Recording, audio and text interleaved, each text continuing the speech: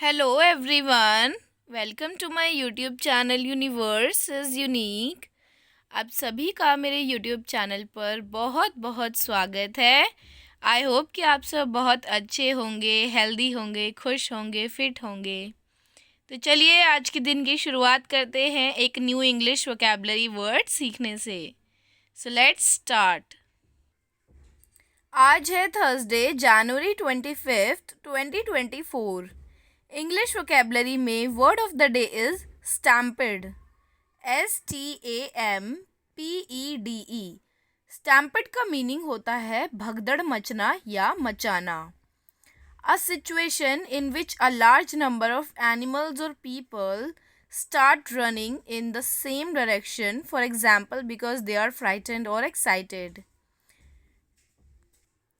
डर या उत्तेजना के कारण बहुत सारे पशुओं या मनुष्यों का एक ही दिशा में भागने लगना, भगदड़ मच जाना। अब देखिए इस स्टैम्पेड का मीनिंग बताया गया है कि चाहे वो जानवर हो चाहे वो इंसान हो, उनका अचानक से मतलब या तो फ्राइटेंड या तो डर गए या किसी एक्साइटेड हैं, बहुत ज़्यादा एक्साइटमेंट की वजह से। जैसे भीड़ हो जाती है ना, मान लीजिए किसी का कोई फेवरेट पर्सनालिटी आई हुई है, सेलिब्रिटी आई हुई है, तो उनको देखने के लिए फॉर एग्ज़ाम्पल काफ़ी भीड़ हो जाती है, भगदड़ मच जाती है। या फिर एनिमल्स की भी। So a situation in which a large number of animals और people start running in the same direction.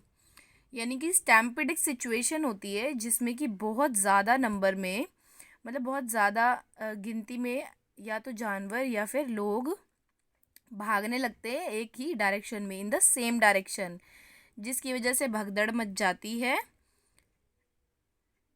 For example because they are frightened और एक्साइटेड। या तो वो डरे हुए हैं, फॉर एग्जाम्पल कभी कभार वो हो जाते हैं, दंगे फसाद हो जाते तो भी लोग भागने लग जाते हैं।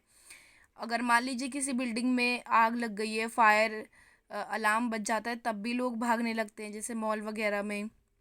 या भूकंप आ जाता है, तो ऐसी सिचुएशंस भी होती हैं जिनमें कि लोग अचानक एक ही डायरेक्शन में भागने लगते हैं, और वो होता है एग्जिट गेट, कि हाँ वो जल्दी से सेफली पहुँचे। तो उसे कहते हैं भगदड़ मचाना, जो कि एक्साइटमेंट की वजह से भी होती है और फ्राइटन यानी कि डर की वजह से भी, जब कुछ मिस हैपनिंग होती है, या फिर एक्साइटमेंट, मान लीजिए किसी का फेवरेट पर्सनालिटी आई हुई है तो लोग वहाँ पे भीड़ लगाए हुए हैं, जैसे कॉन्सर्ट्स वगैरह में भी होती है।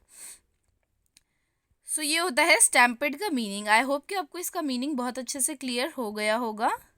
Now we move on to synonyms and antonyms of stampede. Synonyms का मीनिंग होता है सिमिलर मीनिंग वर्ड्स, यानी कि मीनिंग सिमिलर है, बस वर्ड अलग है।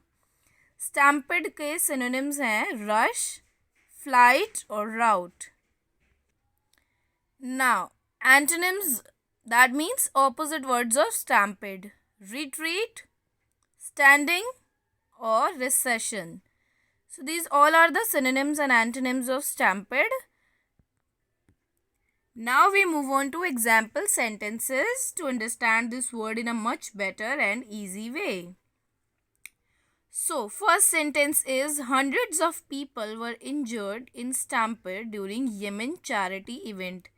यानी कि येमेन चैरिटी इवेंट में हंड्रेड्स ऑफ पीपल, कई सौ लोग इंजर्ड हो गए थे भगदड़ में, जबकि जब यमन चैरिटी इवेंट हुआ था वहाँ पे एक तरीके से भगदड़ मच गई थी, सारे लोग एक ही दिशा में भाग रहे थे।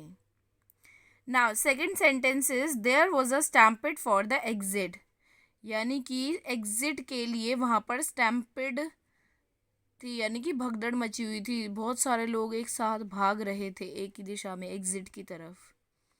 Now third sentence is there was a stampede towards the stage when the singer appeared.